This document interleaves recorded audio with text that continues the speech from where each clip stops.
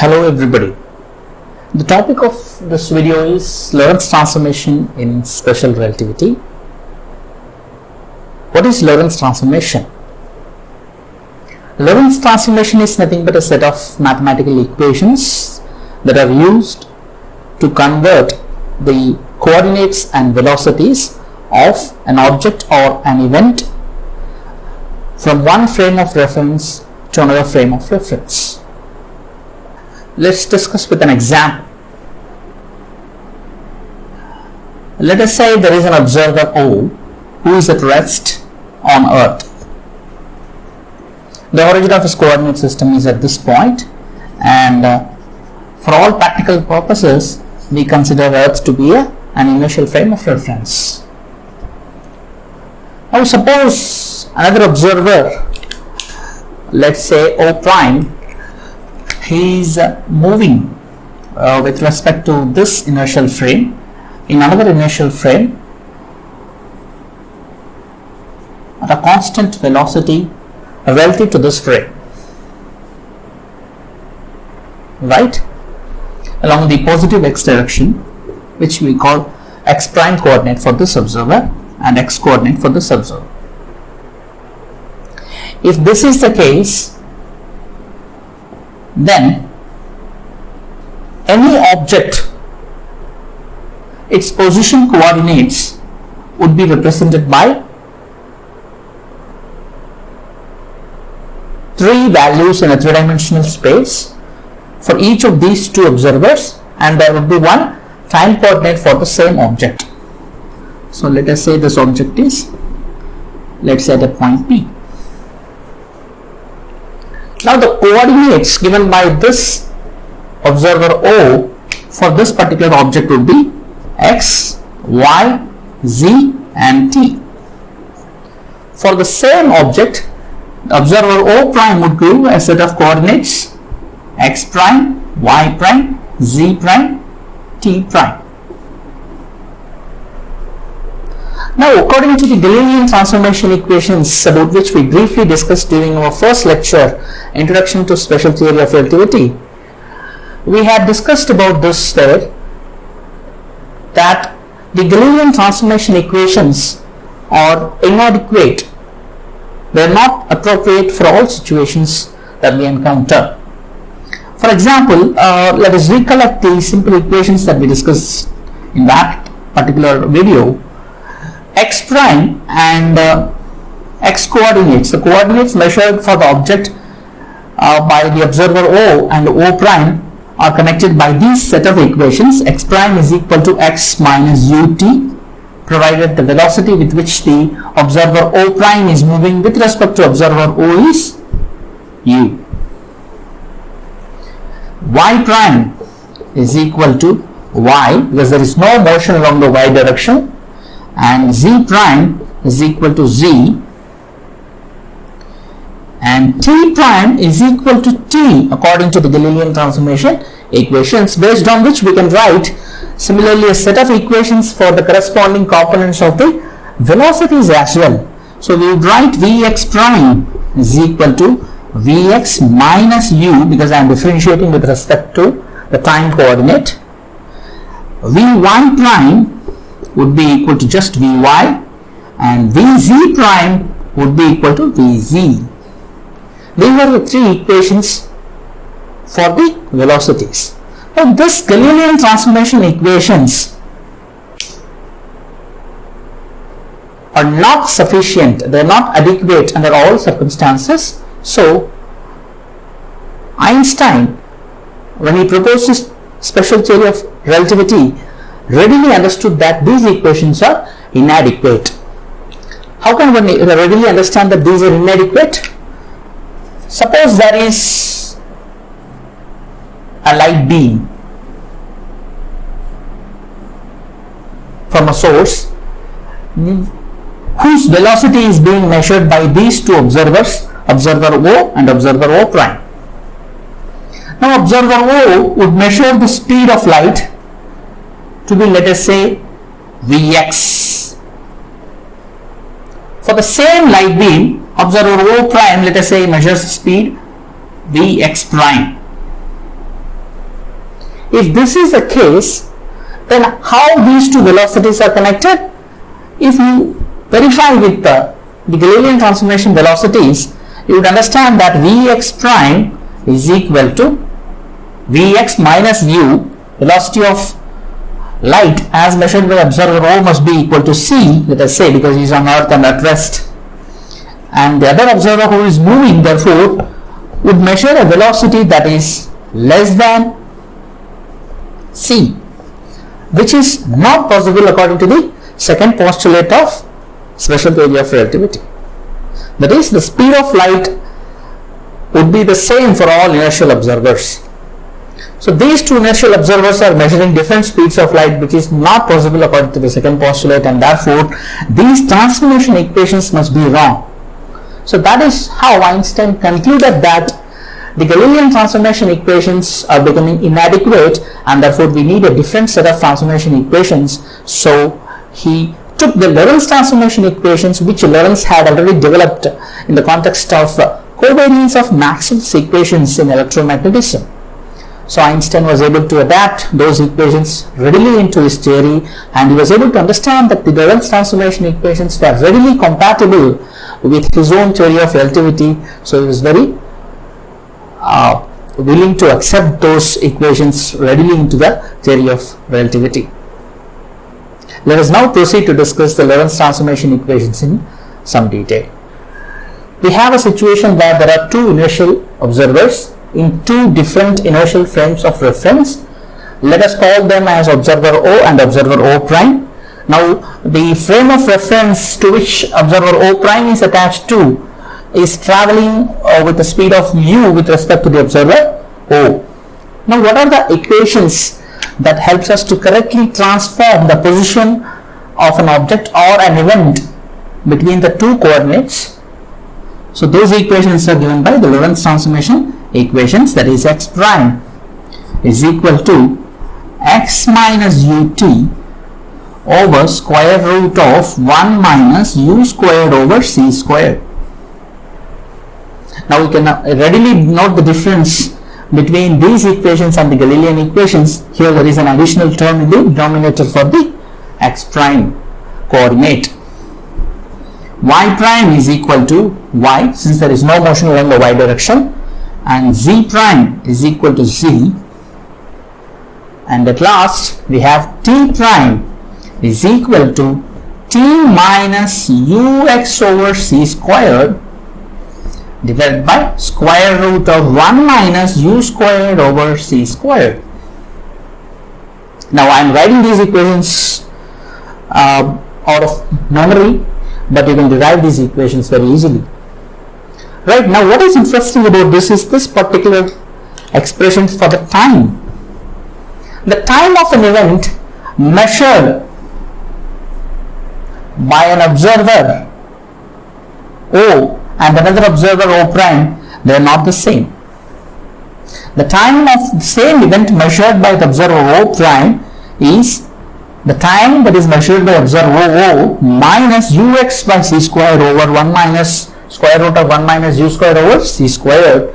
Very interesting, because there is motion in the x direction, the time measured by the other observer depends on the x coordinate as well as the velocity of his motion or the velocity of motion of his frame of reference with respect to the original frame of reference. So this is very important.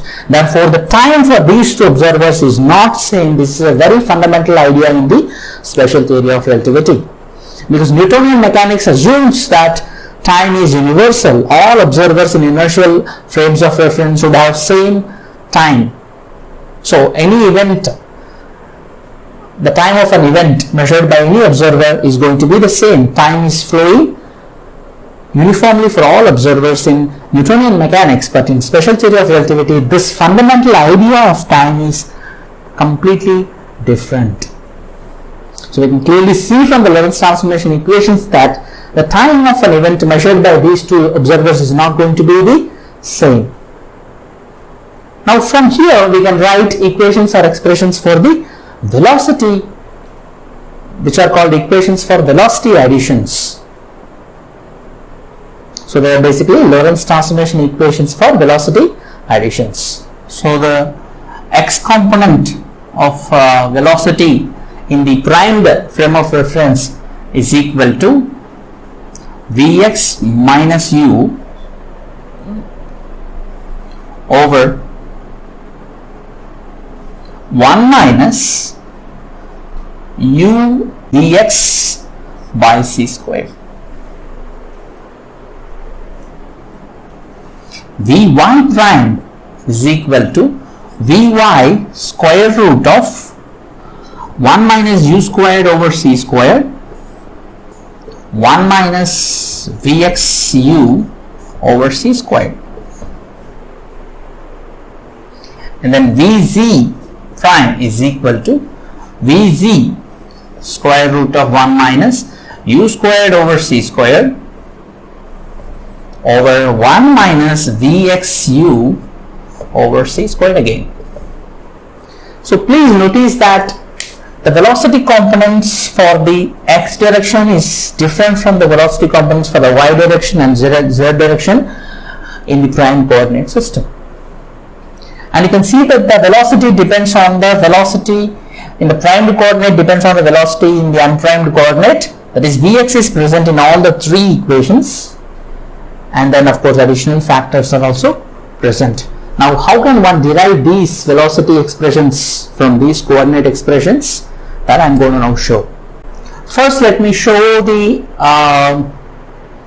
derivation for the velocity, x component of the velocity in the prime coordinate and y component of the velocity in the prime coordinate. Z component for velocity we need not show because that is similar to the y component. So we know that Vx prime can be written as, it's a derivative of position coordinate, so dx prime over dt prime, right? But we know that our x prime is dependent on time but not t prime. Therefore this can be again written as dx prime or the derivative of dx prime with respect to dt multiplied by dt with respect to dt prime. That way these dt will take care, and then we can get again Vx prime from this. So therefore we have to do this term, and then can we do this? Yes, we can do dt prime over dt and then take a reciprocal to arrive at dt over dt prime, which we need here, right? So that is a trick that I am going to employ to derive the expression for the Lorentz transformation expression for the velocity addition. So if I do dx prime over dt, I am going to have this as Vx minus u dx by dt, this is 1, so we have, and then this term is going to be there, 1 minus u squared over c squared. And then if I do dt prime over dt, I will have 1 minus u is a constant, x is going to be Vx, so it is Vxu over c squared, and then you will have square root of 1 minus u squared over c squared. Now therefore these two terms have been derived here. So if you take the inverse of this and then multiply, and to get this you get Vx prime as Vx minus u over 1 minus Vxu by c squared. Thus we can easily derive the velocities in Lorentz transformation, expressions for velocities in Lorentz transformation from the expression for the position coordinates. But there is something else now that is kind of tricky. What is that? The y prime coordinate is directly equal to the y coordinate since there is no motion. So the coordinates for the object along the y direction are the same, but the velocities are not the same. Just in the previous slide we have seen that the velocities are not the same. In fact, we have an expression for the velocity Vy prime is equal to Vy times square root of 1 minus u squared over c squared divided by 1 minus Vxu over c squared. So this expression now we have to derive. We are going to use a similar technique to this, but not the same. So we have to derive this expression now. Vy prime can be simply written as dy prime over dt prime, isn't it? Now what is dy prime from this? From this I can write dy prime is equal to dy. So that is taken care of. Dy prime is equal to dy. What about dt prime? We had derived for the Vx also the same thing, dt prime. That is dt prime is going to be dt prime over dt, let us say, is going to be 1 minus Vxu over c squared divided by square root of 1 minus u squared over c squared. Right? Now here, if you write the dy prime as a function of dt, then you would say it's dy by dt. Right? So that is going to be equal to Vy. So based on this I can extend this as Vy. Now therefore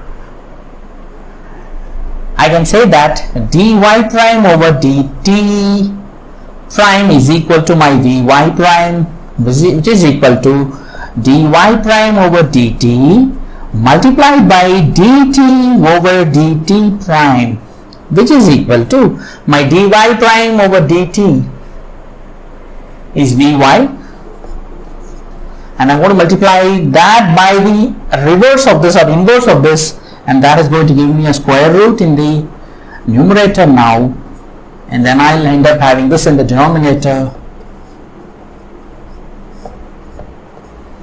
and this turns out to be the expression for the y component of the velocity in the primed frame of reference with respect to the y component of the velocity in the unprimed frame of reference. So this is how one can transform velocities of objects or events between two frames of reference using the Lorentz transformation equations. So these four equations and these three equations, of course I am not deriving the Vz prime equation because that is exactly going to be the same. So Vz prime is equal to Vz into 1 minus u squared over c squared over 1 minus Vxu over c squared, just like this. So these three equations for Vx prime, Vy prime and Vz prime, and these four equations for three space coordinates and one time coordinate, they form the Lorentz transformation equations in special relativity. Hope you find this video useful. Thanks.